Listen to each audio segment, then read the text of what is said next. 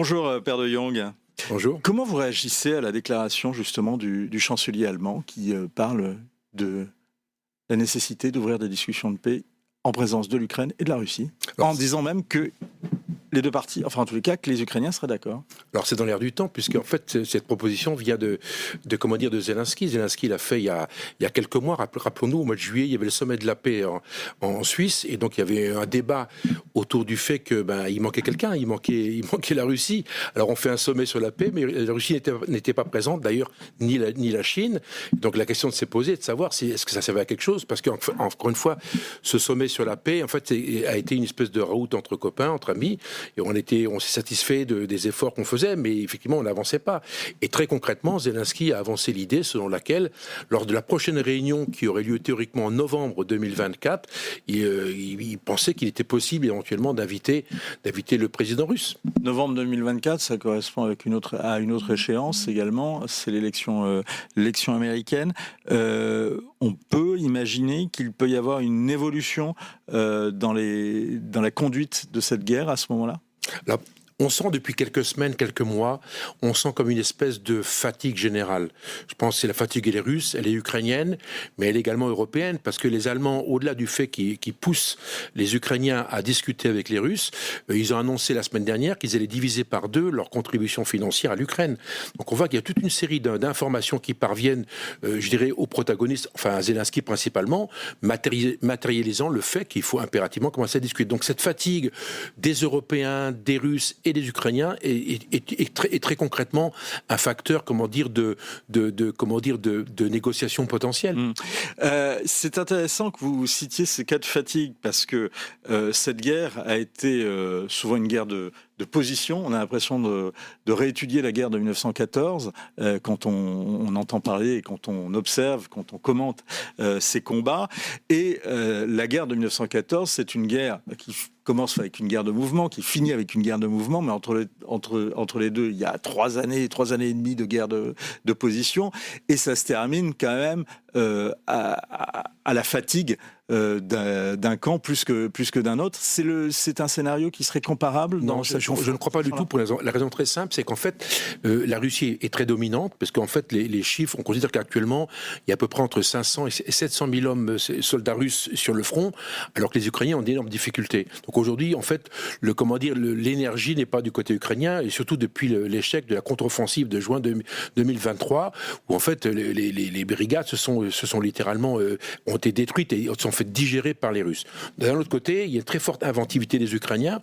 On le voit avec l'opération du 6 août, lorsqu'ils pénètrent en direction de Koursk.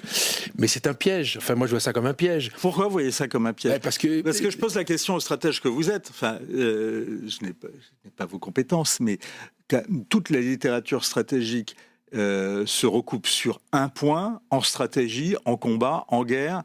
L'avantage, c'est celui de la surprise. Oui, alors la surprise, au passage, c'est la première fois que les Ukrainiens arrivent à le faire. Ils ont été moins bavards que d'habitude, c'est un peu un défaut ukrainien. Ils n'ont pas communiqué parce que c'était une grosse opération. Mais il y avait un énorme piège, et qui a commencé en fait en mai 2024, quand les Russes sont entrés du côté de Kharkiv. Je ne sais pas si vous vous rappelez, le 11 mai, ils sont entrés autour de Kharkiv. Donc il y a une pression. Regardez un petit peu une carte. Il y a une pression qui a été exercée sur les Ukrainiens à ce moment-là. Les Ukrainiens ont été obligés de dériver 4 ou 5 brigades qui étaient en fait concentrées dans le Donbass, de les dériver et de les faire monter dans le nord et dans la région de Soumy. La question était de savoir... Alors Soumy, d'ailleurs, on le voit sur la carte, c'est là où il y a le 1 sur la carte, qui est fourni par le ministère des Armées. Force là, parce qu'en fait, c'est pour protéger Kiev, c'est ça l'objectif. Et là, les Ukrainiens ont été plutôt malins, concrètement, ils ont décidé de reprendre l'offensive. Et moi, je considère que c'est un piège. Alors, s'ils n'étaient pas restés en Russie, c'était resté 10 jours, ce qu'on appelle une manœuvre de va-et-vient, ou ce qu'on appelle une incursion et un retour en territoire ukrainien. Ouais. On détruit l'objectif, on repart, on a l'objectif. Là, c'était une belle opération. Là, ils refont le même modèle qu'à Bakhmout, etc. On creuse des trous et on s'enterre. En fait, c'était une opération territoriale. L'objectif étant... Mais en quoi est-ce un piège? Mais parce que le problème, c'est qu'aujourd'hui, les Russes sont en train de pousser dans le centre. Donc les 4 ou 5 brigades qui sont actuellement dans le nord, elles manquent dans le centre. Et ça renforce l'idée d'une négociation. Parce qu'en fait, qu'est-ce qui va se passer? On voit que les Russes poussent, mais en même temps, pas vraiment. Je veux dire qu'ils poussent, c'est la région dans le centre, de la région de Donetsk, ils sont en train de pousser dans la direction de l'ouest. Mais pas vraiment. En fait, ils font pas l'effort principal. Et puis ils laissent tranquillement, ils ont fait une espèce d'opération défensive, et ils laissent les Ukrainiens s'installer. Ce qui veut dire qu'aujourd'hui, l'opération de Kursk a bloqué 2 ou 3, 4 brigades dans le nord. Ce qui veut dire qu'aujourd'hui... Oui, donc ils figent justement ces brigades ukrainiennes qui, pendant ce temps-là, donc vous dites, ne vont pas combattre, et éventuellement, peut-être, ils les encerclent. Alors, ce qui est malin du côté des Russes, c'est que ça donne la possibilité à Zelensky de négocier quelque chose. C'est contre un Donbass qui serait abandonné, il abandonnerait. Donc, en fait, il dirait, écoutez, laissez-moi repartir, je vous laisse cette partie-là, une espèce d'échange territorial. Alors, j'aimerais bien qu'on revoie la carte, justement. Attendez qu'on voit donc une des dernières images de Volodymyr Zelensky, précisément parce qu'il y a quelque chose...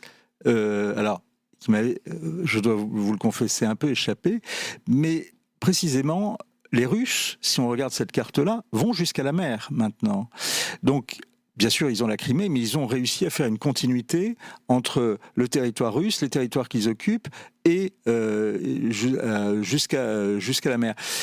Question, est-ce qu'ils n'ont pas atteint leur but de guerre, là ? Alors, la conquête de Mariupol a été vraiment un instant décisif. D'ailleurs, c'est la première victoire des Russes, sachant que le début de l'offensive était une catastrophe. C'était l'offensive russe de février 2022 ne rentrera pas dans les manuels d'histoire militaire. On est absolument certain de ça.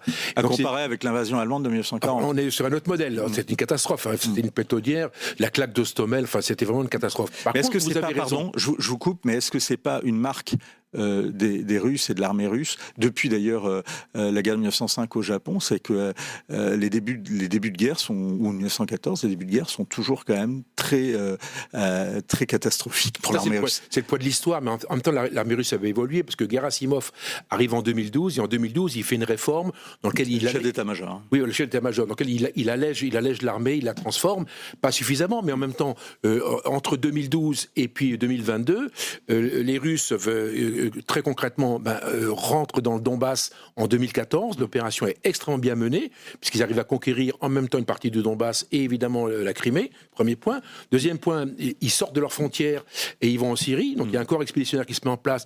C'était plutôt fin, plutôt malin, une alliance avec les Syriens, avec les Américains.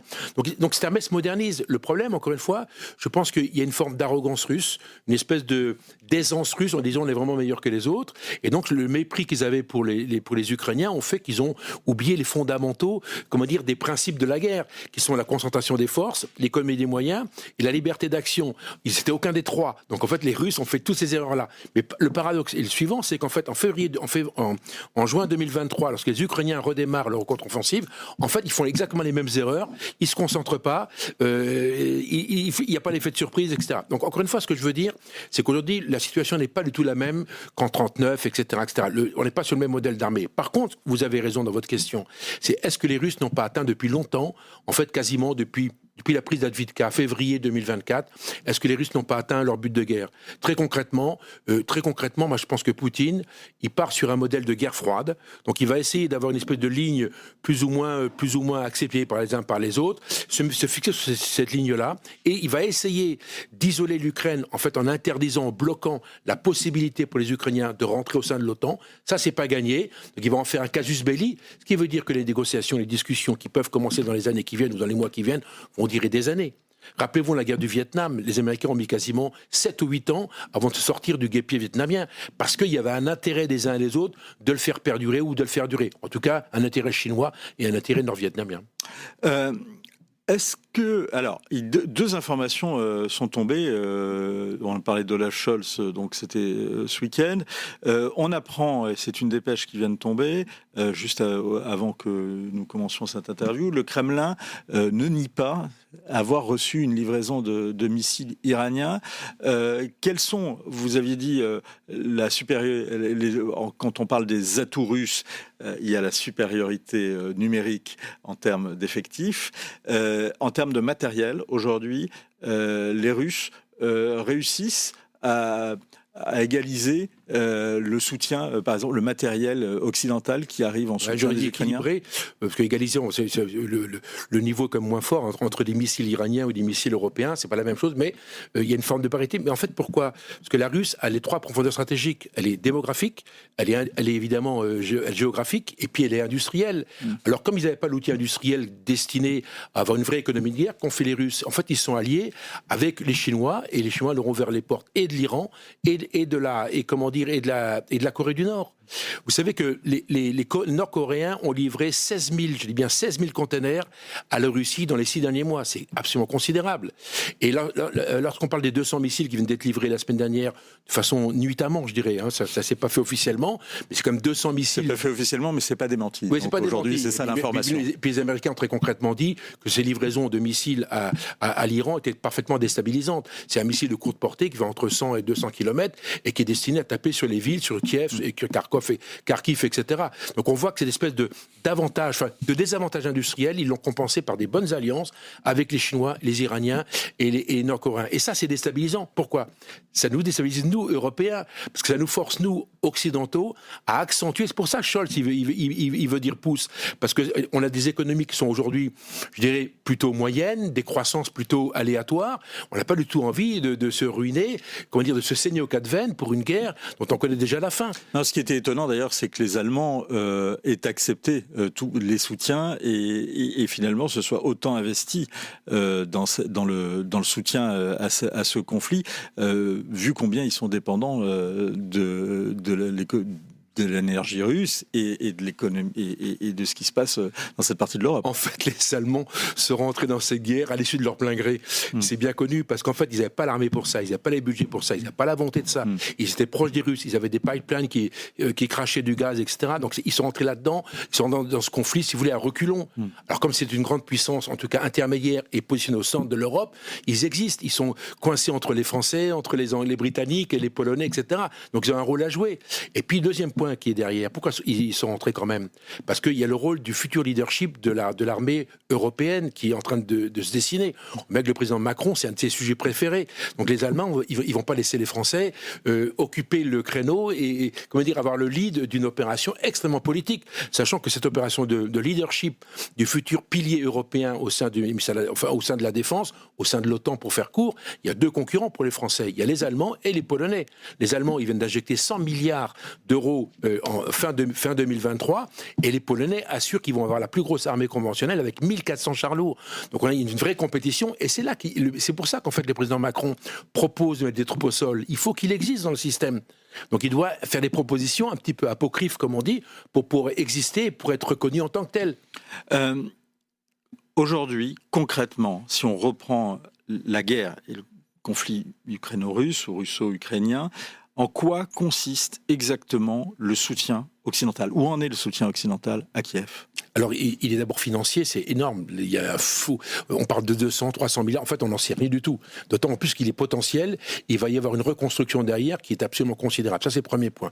Le deuxième point, c'est qu'en fait, l'ensemble des pays de l'OTAN s'est fait piéger. Alors pas dans l'aide à l'Ukraine, qui est parfaitement compréhensible, d'autant que concrètement, les Russes rentrent dans un pays qui est reconnu de façon internationale. Donc en fait, encore une fois, les Russes sont les agresseurs. Donc il y a une espèce de cohésion générale, si vous voulez, visant à bloquer les Russes. Une figure imposée pour les pays européens s'ils veulent se faire comprendre du seul langage apparemment que comprennent les Russes, qui est le langage de la force. Oui, mais le problème, c'est que c'est l'isolement des Européens.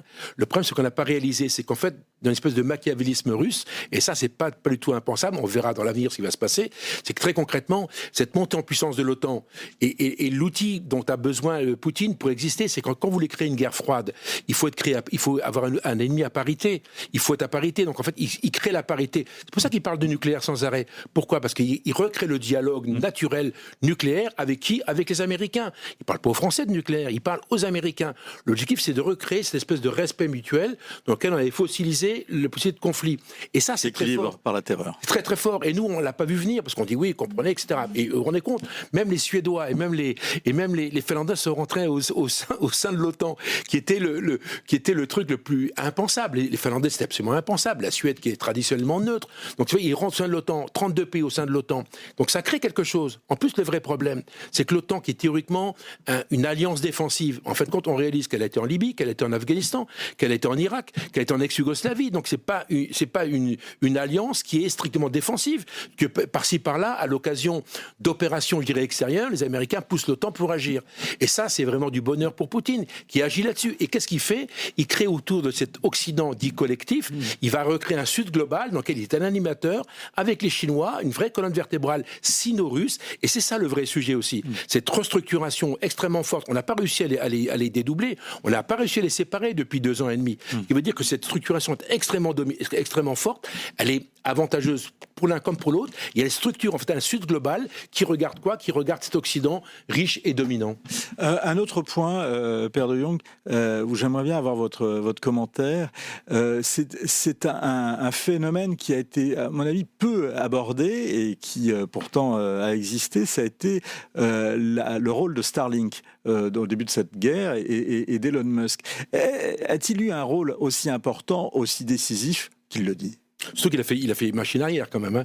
Donc il y a eu une période initiale où il a fait tout ce qu'il fallait, probablement que oui, puisque les Ukrainiens n'avaient pas de possibilité de communiquer, je dirais, par la 4e dimension, mais en fait il est revenu en arrière. Donc aujourd'hui c'est plus le cas. Donc aujourd'hui, si vous voulez, la structure. Mais il a eu un rôle décisif au départ. Complètement. On peut considérer que dans les 6 premiers mois, c'était déterminant. Je pense que les armées ukrainiennes n'auraient pas pu communiquer les unes avec les autres sans cet appui massif. Au-delà du fait que c'est nécessaire pour l'élection de morale de la population ukrainienne.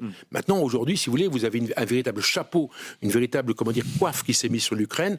Aujourd'hui, l'Ukraine n'a aucun problème pour avoir toutes les liaisons du monde, les satellites, etc. Tout ça, ça fonctionne très très bien. L'Ukraine aujourd'hui est totalement ancrée dans le système européen et occidental.